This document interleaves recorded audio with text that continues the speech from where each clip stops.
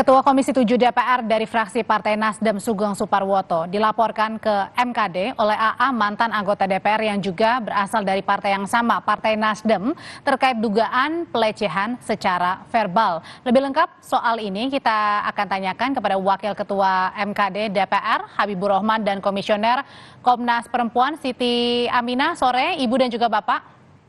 Ya, selamat sore. Assalamualaikum warahmatullahi wabarakatuh. Waalaikumsalam, Pak Habib. Jadi kami ingin konfirmasi sekali lagi bahwa hari Rabu Pak Sugeng, Ketua Komisi 7 DPR dari fraksi Partai Nasdem akan dipanggil MKD. Ya, masih tentatif, tapi kemungkinan besar Rabu bukan dipanggil, jadi diundang untuk memberikan klarifikasi awal, karena ini kan masih klarifikasi awal, belum naik ke pemeriksaan pokok masalah. Seperti apa sih awalnya pada saat korban ini AA melaporkan ke MKD, Pak Habib? Ya, kami kan hanya menerima laporan ya. Kemarin ya, minggu lalu pelapor datang ke MKD ya, menyampaikan laporan atau aduannya diterima oleh bagian sekretariat MKD. Lalu kan di kami ada mekanisme pengecekan syarat formil. Ya, apakah memenuhi syarat formilnya? Misalnya kejelasan masalahnya, persoalannya, gitu kan. Lalu pasal atau undang-undang kode etik yang dituduhkan dilanggar, pasal apa? Lalu termasuk barang bukti juga dibawa ya, Mbak Habib ya? Awal ya kan yang dia sampaikan, ya itu sih sudah memenuhi syarat formil. Tapi kan untuk memutuskan bahwa masalah ini layak untuk diperiksa pokok persoalannya di sidang Mahkamah Kehormatan Dewan, kami perlu melakukan klarifikasi awal, ya, baik kepada pengadu maupun teradu. Lalu dari itu kami melakukan pleno. Nah, jadi minggu ini kami agendakan ya, untuk klarifikasi awal tersebut, mengundang yang bersangkutan. Oke, nah kalau misalnya dari Komnas Perempuan sendiri, Bu Siti, ini ngelihatnya gimana? Kan terlapornya adalah Ketua Komisi 7 DPR, kemudian yang pelapornya adalah mantan anggota DPR dari fraksi yang sama. Ini ngelihatnya gimana, Bu, terkait dengan pelecehan seksual verbal? Ya, terima kasih. Komnas Perempuan memang kami telah menerima pengaduan dari Ibu AA pada bulan April 2023 dan saat ini sedang kami periksa lebih dalam terkait laporan yang disampaikan kepada kami. Nah, terkait bentuk kekerasan seksual, mungkin kita bisa merujuk dan tentu tadi harus dicek kembali ini masuk ke dalam kategori yang mana. Korban di dalam pengaduannya menyampaikan bahwa bentuk kekerasan yang ia alami adalah pelecehan seksual verbal dan juga pengiriman melalui pesan ya. Jadi Bu Siti, mohon maaf saya potong. Jadi pelecehan seksual secara verbalnya ini baik dikatakan secara langsung dan juga berupa pesan.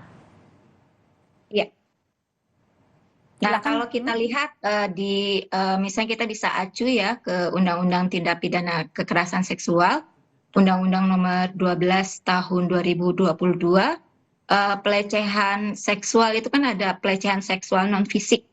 Nah, di Undang-Undang TPKS, pelecehan seksual non fisik itu kan diartikan seperti ini ya, pernyataan, gerak tubuh, atau aktivitas yang tidak patut dan mengarah kepada seksualitas dengan tujuan merendahkan atau mempermalukan ya. Nah, ini yang harus dilihat dan sama-sama sedang kita telaah apakah pernyataan gitu ya. Ini kan konteks yang dimaksud di Undang-Undang TPKS atau tidak. Namun selebihnya kami menyampaikan.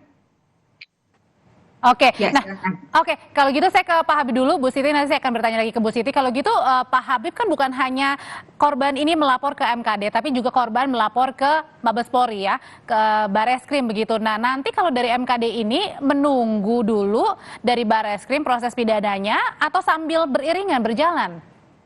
Ya kami enggak ya. Kalau praktek yang selama ini, maka ketika ada anggota DPR dipersoalkan, ya maka kita periksa dulu di MKD, ya. Periksa di MKD DPR. Nah, baru proses yang lainnya berikutnya setelah proses di MKD. Oke, jadi maksudnya saya konfirmasi ulang lagi, kalau misalnya kasusnya juga ditangani oleh Bareskrim, artinya MKD duluan yang harus meminta klarifikasi. Kita ingat dulu ada kasus Pak Arteria Dahlan juga kan kurang lebih begitu kan, beliau yang kejadian di airport itu kan diminta keterangan oleh Bareskrim, tapi MKD sedang memeriksa perkara tersebut, kami meminta bahwa MKD DPR dulu yang memeriksa. Ini sesuai dengan MOU kami dengan Polri. Oh, berarti memang sudah ada MOU-nya bersama dengan Polri ya? Nah, nanti kan, kalau misalnya terbukti berarti sanksinya? Kita nggak boleh berasumsi ya, perkara apapun MKD dilarang menyampaikan asumsi. Tapi kami menjaga prinsip keterbukaan dengan menyampaikan informasi-informasi yang sudah terjadi saat ini. Oke, Bu Siti, sekarang kondisi kan Ibu juga bertemu ya Bu dengan korban ya, AA ya? Iya, tim unit pengaduan dan rujukan menerima pengaduan langsung dari AA. Kondisinya gimana waktu itu AA saat bercerita, Bu? Dan kejadiannya apakah sekali, 2 kali, atau berkali-kali? Untuk saya tidak bertemu langsung. Yang bertemu langsung adalah tim unit pengaduan dan rujukan, dan tentu kami mendiskusikan kasus ini.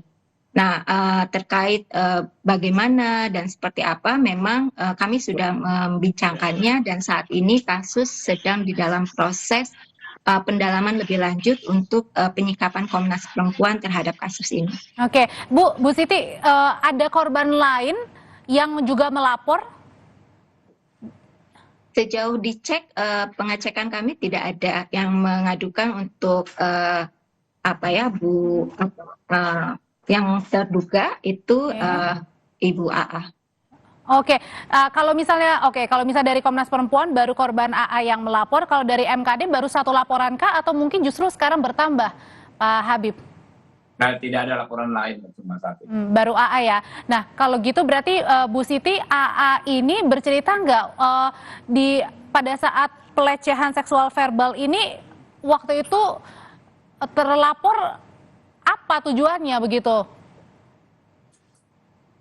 Ya, itu mungkin nanti kami itu disampaikan. Namun mungkin kan kasus ini juga sedang kami cek ya, Mbak, teman-teman. Jadi kami menunggu dan menghormati proses yang sedang ada di MKD maupun di Bareskrim. Namun memang Ibu AA telah menyampaikan aduannya ke Bareskrim dengan menggunakan pasal 281 KUHP. Oke, Undang-Undang TPKS ya Bu ya itu ya? Bukan, itu diadukannya dengan pasal 281 Kitab Undang-Undang Hukum Pidana. Nah, tentu kami sebenarnya mengharapkan itu juga dilihat dengan Undang-Undang Tindak Pidana Kekerasan Seksual. Karena jika dijungtokan atau dibarengkan dengan Undang-Undang TPKS, maka hukum acara dan hak-hak korban akan merujuk kepada Undang-Undang TPKS. Oke, Pak Habib, ini kan korbannya adalah mantan anggota DPR. Apakah juga korban ini akan dimintai klarifikasi juga oleh MKD setelah laporan yang disampaikan? Ya, saya perlu sedikit klarifikasi. Ini belum status korban ya, karena kan masih belum terbukti. Pelapor ya? Kami pelapor atau pengadu. Pelapor atau pengadu sudah datang sendiri menyampaikan laporan atau aduannya, nanti justru pelapor atau pengadu dahulu yang kami panggil sebelum ini. Jadi mungkin jamnya berbeda, ada di pagi ada di sore gitu. Oke, nah kalau ini Pak Sugeng ini adalah Ketua Komisi 7 Partai Nasdem juga. Kalau misalnya dari MKD akan juga koordinasi ke fraksi Partai Nasdem, Pak Habib, pada saat dipanggil? Tidak ya, kita langsung ke anggota yang bersangkutan. Oke, langsung ke anggota yang bersangkutan. Baik. Terkecuali kalau kayak PKS kemarin kan BY ya, Pak BY kan kasusnya. Sebelum kami sampaikan panggilan, belum hadir jadwalnya, beliau sudah mengundurkan diri dan ada proses PAW, jadi kami tidak punya ini lagi, tidak punya standing memanggil beliau, mengundang beliau. Oke.